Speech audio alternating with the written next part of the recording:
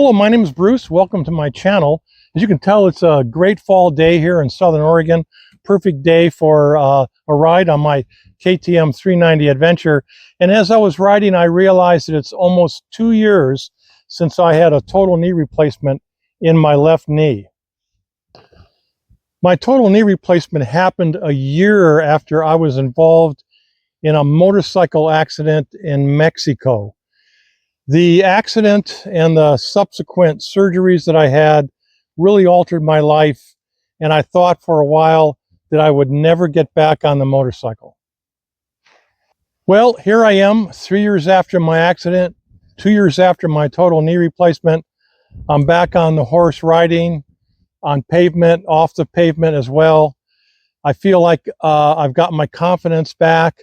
If you'd like to learn a little bit of the backstory of how I had this accident and got my knee replaced, and also what I went through to gain both physical ability and confidence to get back on the horse, stick around for this video.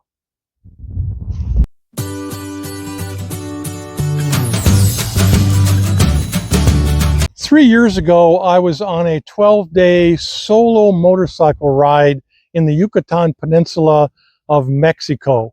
I had rented a Royal Enfield Himalayan 411 and had all my gear stowed on it.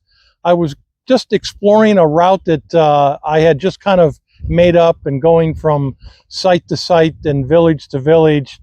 Was on the last day of my journey, I was returning the Royal Enfield Himalayan back to its owner in Mérida, Mexico. Earlier on that last day, I had stopped into a friend's house where I was going to spend the night before flying home the following morning. And I left all my gear at the house, including a lot of my safety gear. It was a hot day, and I didn't have to go that far to drop the bike off at its owner's house.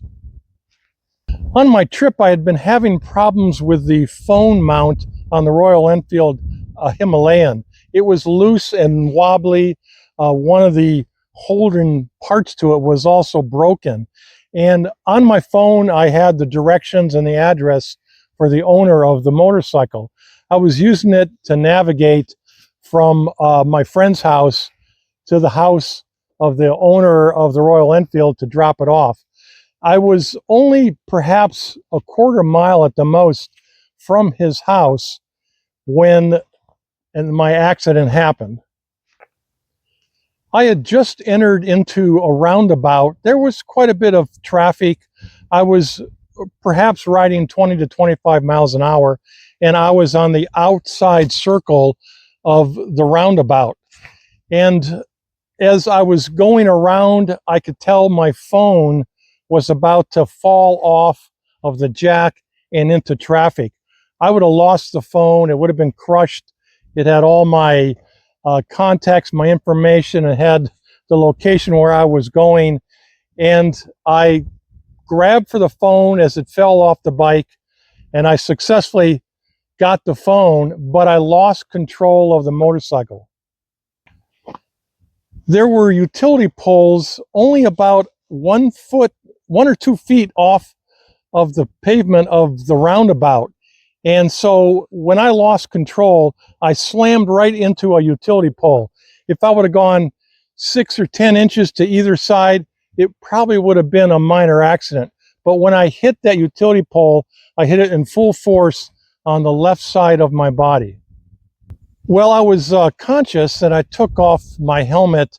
And when I took my helmet off, I looked down at my left wrist, and I realized that it was broken, probably in multiple places, and that I was going to need to go to the hospital.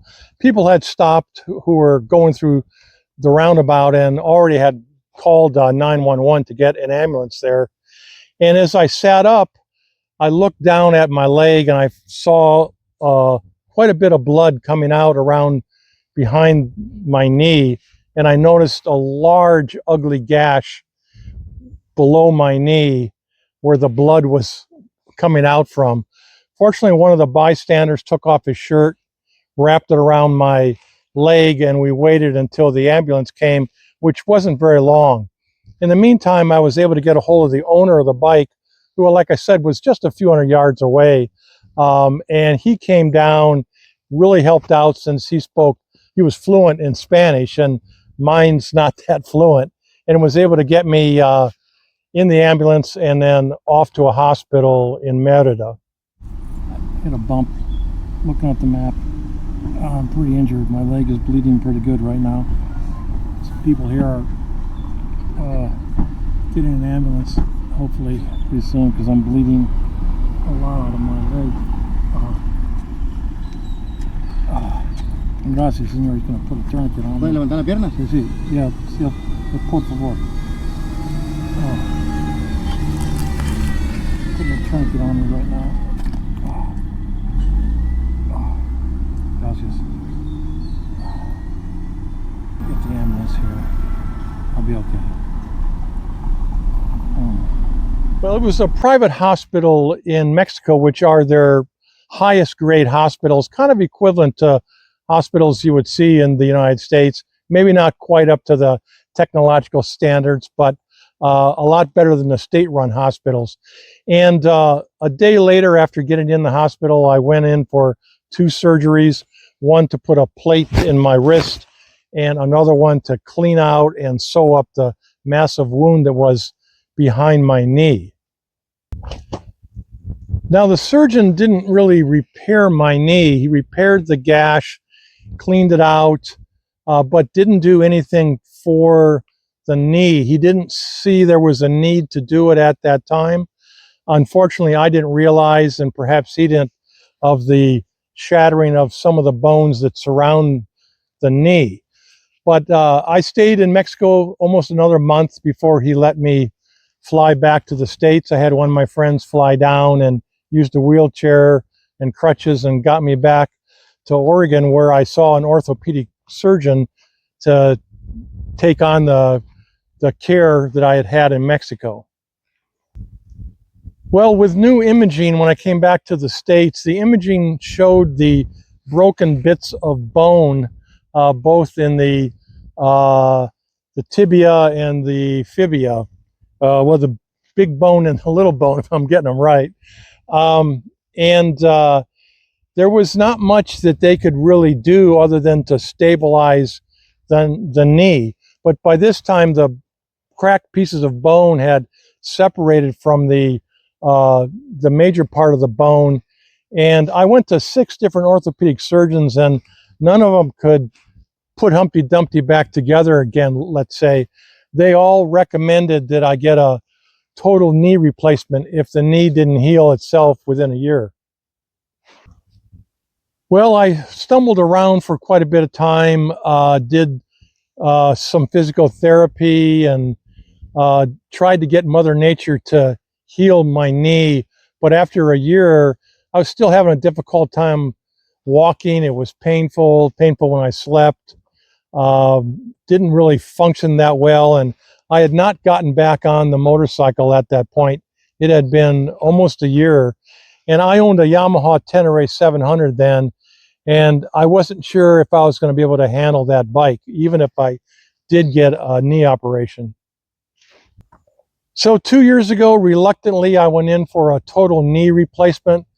Looking back on it now, I probably would have continued on to seek more orthopedic surgeons' opinions about repairing the broken bones that were floating around in my knee. But I did see about 6 surgeons, so how many more did I need to see? But I was hoping there was going to be somebody out there that could put that knee back together without having to replace the entire knee. Well, the surgery went fine. There were no complications. I went into physical therapy for 3 months and continued diligently working to increase the muscle and the stability of my left knee. And after about 1 year, my surgeon said it had reached about 99% of what it's going to do. And I really wasn't satisfied with it at the time. I was a bit, he said my expectations were too high. Perhaps they were too high, but I think I was led to believe to a certain extent that the knee would really be much, much better. My situation, though, is different than most other knee replacements. 90 some odd percent of knee replacements are because of arthritis on the knee, and the person is in a lot of pain with bone on bone knee for many years, and when they get a knee replacement, it's much better. Well, with my knee was functioning really great one moment and not functioning the next because of an accident that had shattered other parts of my leg. I lost all the feeling, the nerves gone on the backside of my leg, as is the major vein. So there's other complications besides just the joints of the knee that are still lingering 3 years after the accident. Well, a few months after the surgery, I decided to get back on the Yamaha Tenere 700 and give it a try. My knee, of course, wasn't all the way healed. It was a bit of a risk. If I would have dropped the bike back on the knee, it might have caused some more complications. But I wanted to see if I could ride the bike and get some confidence. And I'll tell you, I just was not confident on the bike. I was hesitant, which is not very safe, worried about getting in an accident or having the bike drop. And I decided that the Yamaha Tenere 700 was too big, too tall, too heavy, and too unwielding for me to continue to ride in the way that I'd like to ride with my new total knee replacement. Well, I decided to try a smaller bike, which is the KTM 390 Adventure that I have here. Weighs about 70 pounds less than the Yamaha Tenere 700. Sits a little closer. The center of gravity is down somewhat. And the first time that I took it out for a ride, it instilled a lot more confidence in me. And I'm very happy with it. I was able to sell my Yamaha Tenere 700, and I'm very pleased with the lighter weight bike, which gives me a lot more confidence both on the pavement and off the pavement. Also has a relatively low seat height, so I can make sure I get my feet down on the ground when I need it. So the major physical challenges that I had was, my knee is wobbly. It doesn't bend and flex as well as the real knee.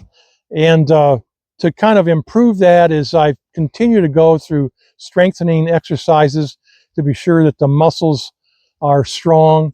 I wear a brace, and I also wear a stretch bandage on it too. Sometimes when I'm riding the motorcycle, I have knee pads that are under my pants, and in case I fall, I'll fall on a nice padding instead of just bare bone. So working to make sure that my body was in good shape, changing my ride to a more manageable ride, and then the psychological part, that took a bit of doing. I think the more that I got back on the horse and I rode it, the more confident I felt and the more enjoyable it was. In the last couple of years, I went to both an off-road riding class and an on the pavement riding class. Both of those helped a bit.